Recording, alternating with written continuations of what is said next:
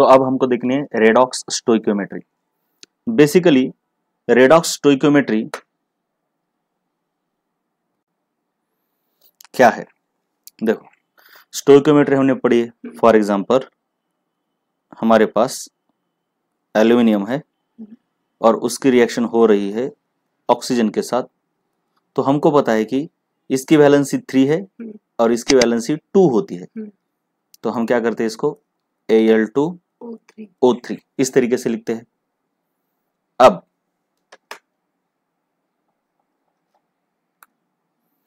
तो ये वैलेंसी यहां पे देखो, ये 2 आ रहा है और यहाँ पे ऑफ कोर्स इसके एटम 3 चाहिए हमको, तो 3 × 2 6 हो रहा है ना, तो इसको एडजस्ट करने के लिए हम 3/2 लिखते हैं, राइट।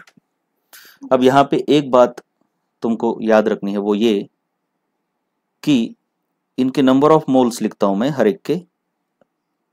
यहाँ पे इसके नंबर ऑफ मोल इस ऑक्सीजन के नहीं लेने हैं। अब ठीक से देखो जरा, और ये वैलेंस लिख रहा हूं मैं। नंबर ऑफ मोल्स एल्यूमिनियम के 2 है और इसके 3/2 है, राइट।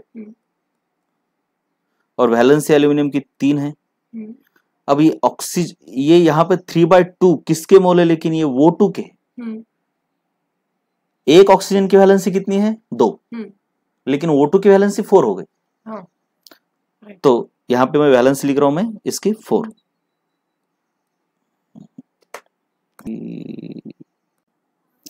तो इसकी वैलेंसी है 4। मैं 4 क्यों लिख रहा हूं, समझ में आ रहा है ना? ये O2 है, इसलिए एक ऑक्सीजन की 2 है वैलेंसी। तो यहाँ पे एक याद रखो आप, इन दोनों का मल्टीप्लीकेशन यानी N multiplied by V constant रहेगा। देखो यहाँ पे 6 आता है और यहाँ पे इन दोनों का भी करके देखो 3/2 × 4 6 ही आएगा, right. So N × V is constant for participating reactant. अब इस N × V को हम बोलते हैं नंबर ऑफ इक्विवेलेंट्स। क्या बोलते हैं? Number of equivalents. अब दूसरी एक और बात याद रखनी है आपको, वो ये कि स्टोइकियोमेट्रिक कोएफिशिएंट देखो जरा। अब ठीक से मान लो यहाँ पे नंबर ऑफ मोल 2 है और यहाँ पे 3/2 है। अब ये स्टोइकियोमेट्रिक कोएफिशिएंट क्या है? देखो, यही होता है, ये नंबर ऑफ मोल यानी क्या होती है? स्टोइकियोमेट्रिक कोएफिशिएंट है ना। अब इस क्वेश्चन को अगर हम इस तरीके से करते हैं, अब एल्यूमिनियम के 2 मोल के लिए इसके 3/2 मोल यानी 1.5 मोल जा रहे हैं, राइट। 3/2 का मतलब है 1.5। अब मान लो मैं एल्यूमिनियम के 4 मोल ले लेता हूं, नंबर ऑफ मोल में, और एक ले रहा हूं अलग से एक केस। अगर इसके 4 मोल लेता हूं तो ये 2 टाइम्स हो गए, तो इसके 3 मोल्स आएंगे, राइट। इसके 3 मोल्स लगेंगे। ये हमने देखा है अब तक SBCC के स्टोइकियोमेट्री में। और ऑफ कोर्स ये भी ट्वाइस इसके 2 मोल होंगे।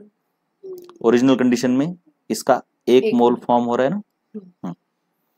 अब फिर से इन दोनों का मल्टीप्लिकेशन देखो, कांस्टेंट है, कांस्टेंट है।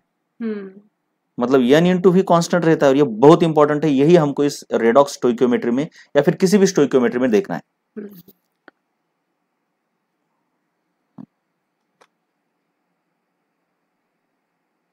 और ये जो स्टोइकियोमेट्रिक कोएफिशिएंट रहता है ना, ये वैलेंसी के अपोजिट रहता है। मतलब स्टोइकियोमेट्रिक कोएफिशिएंट का अगर रेशियो देखोगे आप एल्यूमिनियम एंड ऑक्सीजन का, तो क्या आ रहा है? 2/3/2 है ना। 3/2 यानी ये 4 हो जाएगा ऊपर, 4/3। ये है आपका stoichiometric coefficient. This is your stoichiometric coefficient, right. और वैलेंसी का अगर रेशियो लोगे आप, तो वैलेंसी एल्यूमिनियम की कितनी है? 3 और ऑक्सीजन की कितनी है? 4। यानी स्टोइकियोमेट्रिक कोएफिशिएंट का रेशियो वैलेंसी के अपोजिट रहता है। मतलब जिसकी वैलेंसी ज्यादा है उसके मोल कम लगते हैं, राइट। यही ना, यही। जिसकी वैलेंसी ज्यादा है उसके मोल्स कम लगेंगे। मतलब जिसकी वैलेंसी ज्यादा है यानी वो उतने ज्यादा इलेक्ट्रॉन दूसरे को दे रहा है, तो उसकी संख्या कम लगेगी, राइट। ये बात बहुत इंपॉर्टेंट है। आगे के सभी क्वेश्चन हमको इसी चीज के ऊपर करने हैं कि number of moles multiplied by valency her species के लिए कांस्टेंट है। अब इसके आगे हम इस वैलेंसी को एक नया नाम देंगे, वो है N factor. N factor is nothing but number of moles of electrons transferred. वैसे देखा जाए तो एल्यूमिनियम ऑक्सीजन को 3 इलेक्ट्रॉन ट्रांसफर ही कर रहा है ना, तो ये इसकी वैलेंसी है। ये पुराना नाम है, अब उसको बोला जाता है N फैक्टर। N फैक्टर एक बहुत बड़ी टर्म है। This n factor is nothing but it is actually change in oxidation state. Change in oxidation state. Now this is very important. Change in oxidation. Why?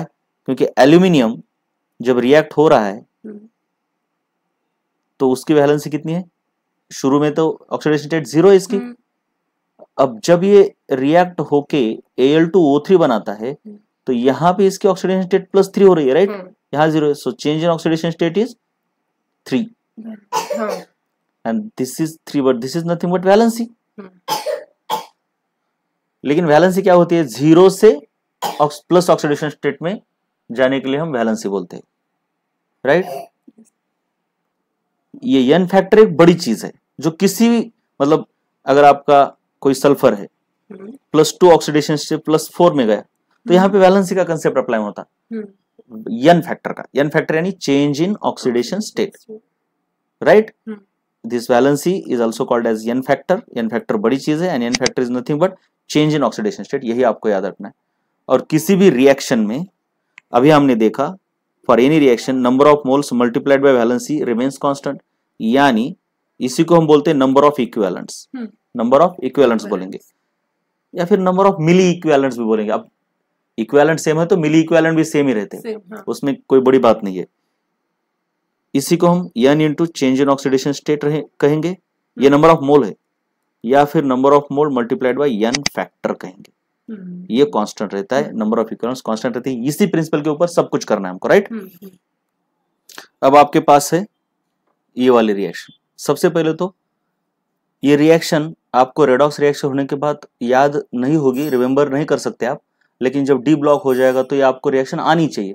मतलब exam में ऐसा question आएगा और उसकी रिएक्शन देंगे, इसकी कोई गारंटी नहीं है, क्योंकि एग्जाम में आपका डी ब्लॉक हो चुका होगा तो आपको ये रिएक्शन आनी चाहिए। लेकिन अब रेडॉक्स रिएक्शन जब तक सीमित है वहां पर तुमको रिएक्शन आने की जरूरत नहीं, आपको देंगे रिएक्शन, लेकिन पूरा सिलेबस होने के बाद ये रिएक्शन आपको आती है। Means you know that FeSO4। अब इसमें हमको ये भी पता है कि स्पेक्टेड आयन की कोई जरूरत ही नहीं है, हम डायरेक्टली जिसमें चेंज होता है। अब हमको पता है कि यहाँ पर ये Fe का चेंज होता है और यहाँ पर मैंगनीज का चेंज होता है, ये पोटेशियम और ये सल्फेट, इनको लिखने की कोई जरूरत ही नहीं है। सो हम डायरेक्टली आयोनिक रिएक्शन लिखेंगे, MnO4 minus plus Fe2 plus. Now this MnO4 minus, अब ये एसिडिक मीडियम है या बेसिक मीडियम है इसके ऊपर डिपेंड करता है, और अगर कुछ दिया नहीं है तो एसिडिक मीडियम होता है। तो हमको पता है कि manganese goes into Mn2 plus and Fe goes in Fe3 plus. अब हर एक का n फैक्टर यानी चेंज इन ऑक्सीडेशन स्टेट। अब हमको याद होना चाहिए, इतना किया है हमने रेडॉक्स रिएक्शन को बैलेंस की। मैंगनीज यहाँ पे +7 ऑक्सीडेशन स्टेट है और यहाँ पे +2 है, तो चेंज इन ऑक्सीडेशन स्टेट क्या हो गया इसका? 5। तो इसके n फैक्टर को हम n बार लिखेंगे, क्योंकि n हम नंबर ऑफ मोल को यूज करते हैं ना, नंबर ऑफ मोल को n यूज कर रहे हैं, इसलिए हम क्या करेंगे? n फैक्टर को n बार करेंगे, राइट? सो n बार इसका क्या है? 5 है। और आयरन का अगर आप देखोगे, दिस इज योर आयरन, यहाँ पे 2 प्लस है 3 प्लस, यानी आपका n बार क्या है? 1। सबसे पहले ये n बार समझ में आ गया, इसी को हम वैलेंसी भी कहते हैं। ओके, तो ये भी लग सकता है कि यहाँ पे n फैक्टर -5 आना चाहिए क्योंकि ये डिक्रीज हो रही है ऑक्सीडेशन स्टेट, लेकिन n फैक्टर सिर्फ मैग्नीट्यूड होता है, चेंज इन ऑक्सीडेशन स्टेट का मैग्नीट्यूड। ये बहुत बड़ी बात क्लियर हो गई। अब हमने क्या देखा है, कुछ भी हो किसी भी रिएक्शन में नंबर ऑफ इक्विवेलेंट सेम रहते हैं। हम नंबर ऑफ इक्विवेलेंट्स को या तो En लिखेंगे या फिर EQ लिखेंगे, नंबर ऑफ इक्विवेलेंट, और मिली इक्विवेलेंट के लिए हम मिली इक्विवेलेंट ऐसे लिखेंगे, राइट? मिली इक्विवेलेंट। तो ये मिली इक्विवेलेंट की जगह पर हम क्या लिख सकते हैं? Number of mole into n bar, यही तो है।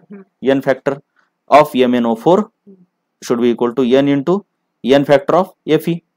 मैंगनीज के लिए m लिख देता हूं, आयरन के लिए Fe लिख रहा हूं। हमको निकालने किसके? How many moles of this, इसके मोल निकालने, राइट? सो सिंपल सी बात है, मैं क्या कर लेता हूं, इसको इधर ही लिख लेता हूं, राइट? इसको, मतलब आसान जाएगा हमको।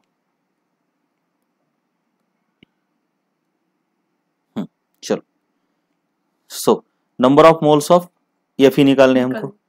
Fe is equal to, this is n, your n bar upon n bar of Fe। ये Fe है ऊपर, मैंगनीज है, right. Number of moles of Mn कितने दिए हैं? 4 मोल्स ऑफ KMnO4, यानी MnO4 के भी 4 मोल्स हो गए। So number of moles of Fe required will be equal to 4 into n factor is 5 divided by n factor of Fe is 1, so you will require 20 moles। ये basic question हो गया।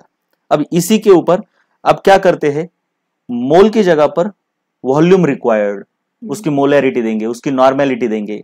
और याद रखना है ये जो नंबर ऑफ मोल्स है, देखो हमारे पास क्या है, number of equivalents, right. Number of equivalent का एक फॉर्मूला तो आपका क्या है, number of moles n factor, या फिर नॉर्मेलिटी इंटू वॉल्यूम भी तो है। क्योंकि नॉर्मेलिटी का मतलब क्या होता है, नॉर्मेलिटी का मतलब हमने देखा है number of equivalent upon volume. और वैसे ही नंबर ऑफ मोलैरिटी भी है आपके पास, number of mole upon volume. तो इस हिसाब से हम अलग अलग तरीके से इसको लिख सकते हैं, नॉर्मेलिटी इंटू वॉल्यूम। अब नॉर्मेलिटी को हम ये भी लिख सकते हैं मोलैरिटी इंटू n फैक्टर, है ना, मोलैरिटी इंटू वैलेंसी रहता है। ये हमारे सभी फॉर्मूले स्टोइकियोमेट्री इन सॉल्यूशन में हो चुके हैं, तो ये भी हो गया। तो इसी चीज को हम अलग अलग तरीके से डिपेंडिंग ऑन प्रॉब्लम लिख सकते हैं। नंबर ऑफ मोल को मास अपॉन मोलर मास लिखते हैं। ये बेसिक फॉर्मूले तो याद होने ही चाहिए आपको। अब उसी सवाल को थोड़ा सा सॉल्यूशन में लेकर जाएंगे हम, राइट। तो सॉल्यूशन में स्टोइकियोमेट्री सॉल्यूशन में भी होती है। अब क्या दिया है, डायरेक्टली नंबर ऑफ मोल की जगह पर क्या दिया है, वॉल्यूम दिया है और उसकी मोलैरिटी दी है। मतलब KMnO4 का ये दिया है, तो कितना KMnO4 लगेगा required to oxidise. Acid base है तो न्यूट्रलाइज बोलेंगे, न्यूट्रलाइज करने के लिए क्या लगेगा। वहां पर भी वही कंसेप्ट है, number of equivalents of acid should be equal to number of equivalents of base, या फिर हम इसको क्या कहते हैं, molarity into volume into valency of acid is equal to molarity into volume into valency of base. यही तो करते थे हम, न्यूट्रलाइजेशन का भी वही कंसेप्ट है, बस इस वैलेंसी को हम अब n फैक्टर बोल रहे हैं और एसिड को भी वही n फैक्टर ही बोलते हैं। सो ये वैलेंसी का मतलब नंबर ऑफ, अभी n फैक्टर है, ये n फैक्टर हर चीज पे अप्लाई होता है, रिडक्शन, ऑक्सीडेशन, न्यूट्रलाइजेशन, हर जगह पर। सो ये एक ब्रॉडर कंसेप्ट है। तो रिएक्शन तो हमारी वही रहेगी, क्या है, KMnO4 की जगह पर हम क्या लिखेंगे, MnO4 minus plus Fe2 plus gives Mn2 plus Fe3 plus, फिर वही oxidation state, change in oxidation state, इसकी n फैक्टर 5 है और इसका n फैक्टर 1 है, ये हो गया। और फिर वही n into n factor of manganese is equal to n into n factor, यहाँ पर हम n1 लिखेंगे, n2 लिखेंगे। इसको हम मैंगनीज बोले, सॉरी ये मैंगनीज के लिए है, ये आयरन के लिए। अब बस हमको क्या करना है, नंबर ऑफ मोल दिए है क्या, नहीं, लेकिन मोलैरिटी दी है। तो हमको पता है number of mole is equal to molarity into volume, right. तो हम यहाँ पे लिखेंगे molarity 1 volume 1 n factor 1 is equal to molarity 2 volume 2 n factor 2। बस यही करना है। और यही एसिड बेस के न्यूट्रलाइजेशन में यही तो क्या था, बस वैलेंसी की जगह पर यहाँ पे n फैक्टर चीज आई है, एंड वही है n फैक्टर वैलेंसी ही रहती है, लेकिन ब्रॉडर टर्म है। सो हमको क्या है, व्हाट वॉल्यूम ऑफ KNO4 ये निकालना है, बस इसको रखो, बाकी दोनों को इधर लेके आओ। So volume of KMnO4 required will B m2 v2 n factor of 2 upon m1 v n1 बार। बस वैल्यू बताओ, ये ऊपर का आयरन के लिए, भूलना नहीं है, ये आयरन के लिए है, ये मैंगनीज के। अब आयरन का क्या है, 0.2 है मोलैरिटी, ये देखो यहाँ पे दी है 100 ml, उसका वॉल्यूम दिया है 100 ml। अब देखो ml को लीटर में करने की जरूरत नहीं है, क्योंकि अगर आपका आंसर भी आएगा ml में 100 n factor into n factor 1 divided by 0.1 into 1 into 5. So you will get this 5 20 is a 100, 22 is a 40, so you will get 40 ml. 40 ml volume will be required. अब ये वाला क्वेश्चन देखो, अब इस question में आपको ये जो रिएक्शन है H2O2 के आयोडीन के साथ, ये आपको हाइड्रोजन एंड इट्स कंपाउंड में हो चुकी होती है, राइट। इसलिए रिएक्शन का टेंशन लेने रहा है, रिएक्शन आपको बाद में आएगी। अब मान लो ये रिएक्शन दी है, एज पर दिस रिएक्शन काम हो रहा है, राइट। अब ऑफ कोर्स ऑक्सीजन भी लिबरेट होता है यहाँ पर। इसको मैंने बैलेंस वालेंस कुछ नहीं किया है। तो हमको पता है, देखो रिलेशन किसके बीच पूछा है, H2O2 and what is the molarity of H2O2 पूछा है, और दिया किसके बारे में इंफॉर्मेशन दी है, आयोडीन। आयोडीन, यानी किसके कौन है यहाँ पर, एक ये है और दूसरा आयोडीन। कौन, लेफ्ट वाला या राइट वाला, आयोडीन कौन है, O2, I2, right, this is the iodine, right, this is not iodine, this is iodide. But हमको ये की पता है नंबर ऑफ इक्विवेलेंट्स, या फिर आप NN, number of moles of H2O2, H2O2 को बस H लिख रहा हूं मैं, अच्छा, और N factor of H2O2 is equal to iodine, iodine, बस मैं इसको I लिख रहा हूँ, N फैक्टर ऑफ I, यही है बस।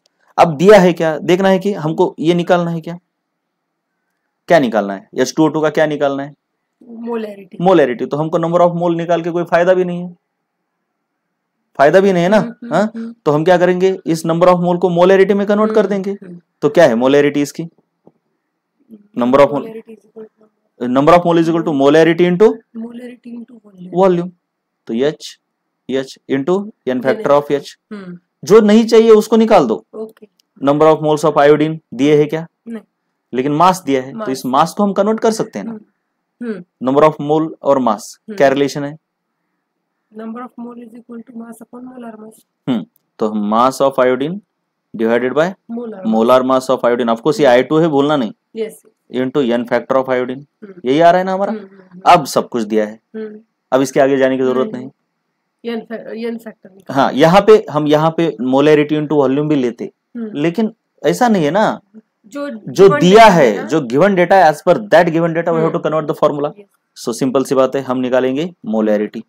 This molarity of H2O2 required is mass of iodine liberated divided by molar mass of iodine multiplied by N factor of iodine, of course N factor of iodine, और ये दोनों division में जाएंगे, volume of H और N factor of H।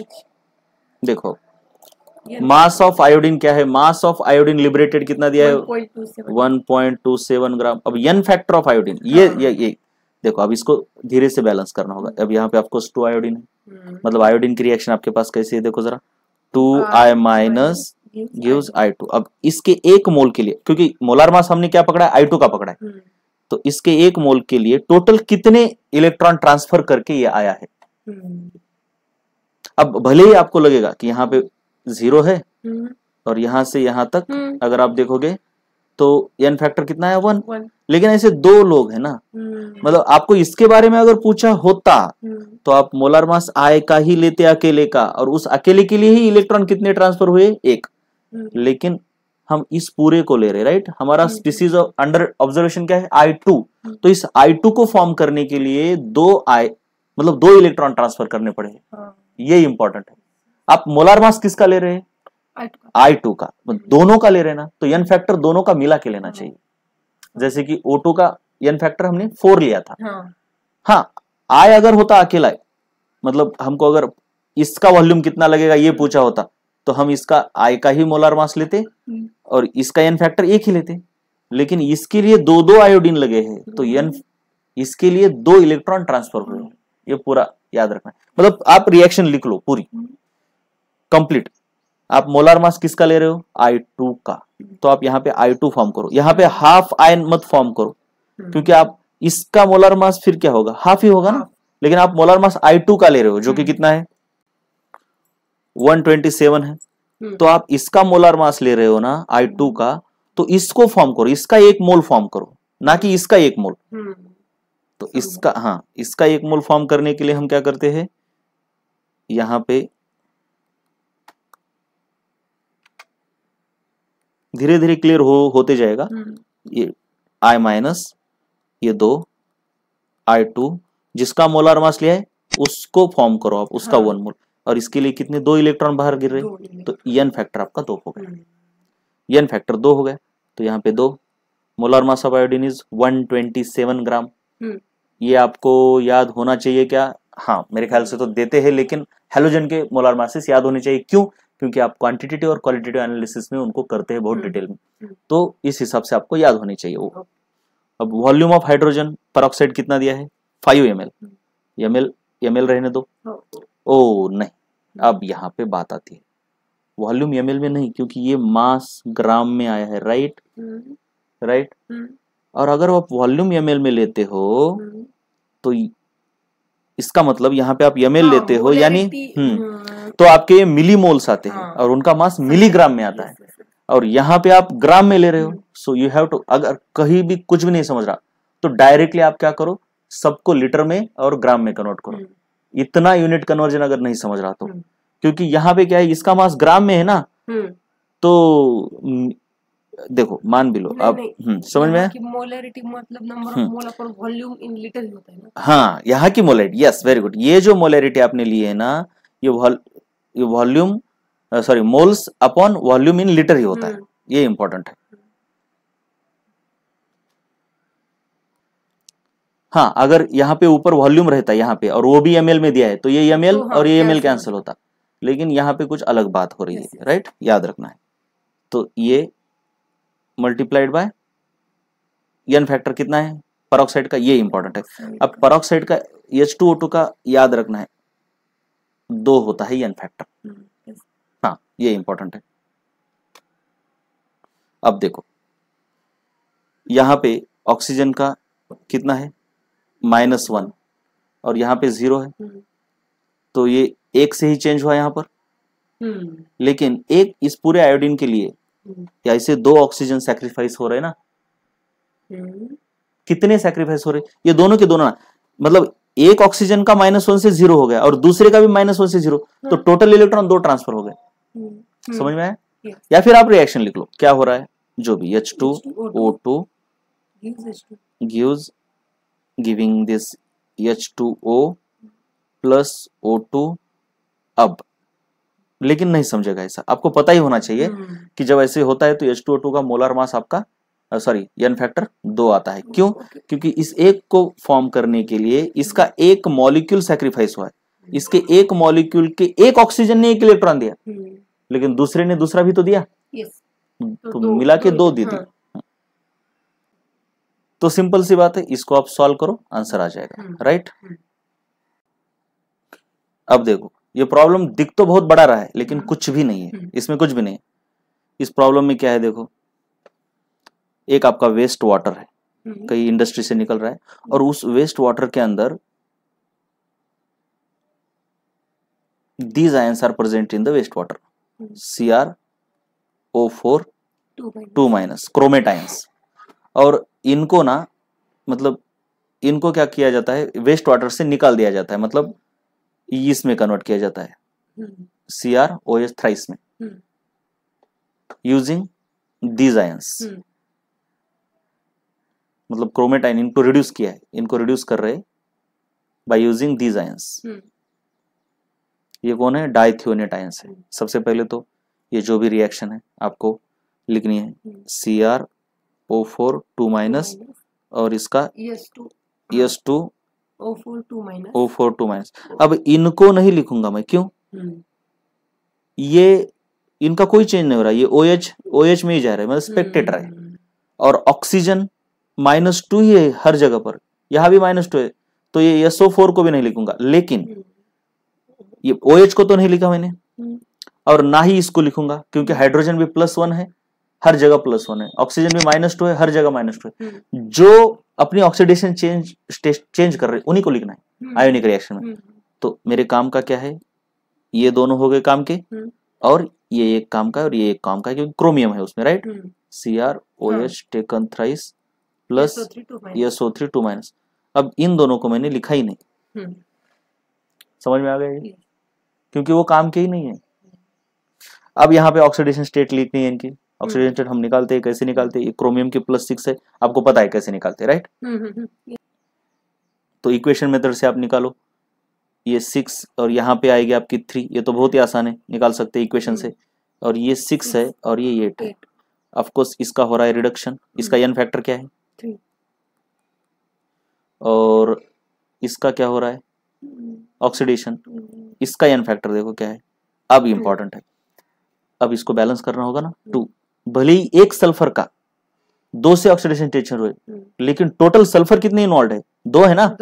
सो ये एक sulphur की oxidation state 2 से बदल रही है, लेकिन टोटल n फैक्टर कितना है आपका 4 है। यहाँ पे सबसे इंपॉर्टेंट है ये टोटल n फैक्टर समझना, टोटल n फैक्टर, ठीक है। अब देखो, अब हमारा क्या है, इन दोनों के बीच का रिलेशन लेना है, ये वाला और ये वाला, यही तो पूछा है। क्या क्या पूछा है, calculate the normality and molarity of this guy, मतलब ये, और दिया किसका है इसके बारे में, क्योंकि 10 litre of water requires 522 gram of this, मतलब इसके बारे में दिया है, इसके बारे में दिया है। और 10 लीटर ऑफ वाटर यानी वेस्ट वाटर है 10 लीटर, जिसके अंदर ये है ना मोलरिटी निकालने के लिए वॉल्यूम, इसके number of moles divided by ये किसके अंदर है, ये किसके अंदर है वाटर के अंदर, तो उसका वॉल्यूम लगेगा ना। हाँ, सो सिंपल सी बात है, एन डैश, ये क्रोमियम के लिए C लिख रहे हैं हम, और एन डैश ऑफ यस, ये जो S2O4 है।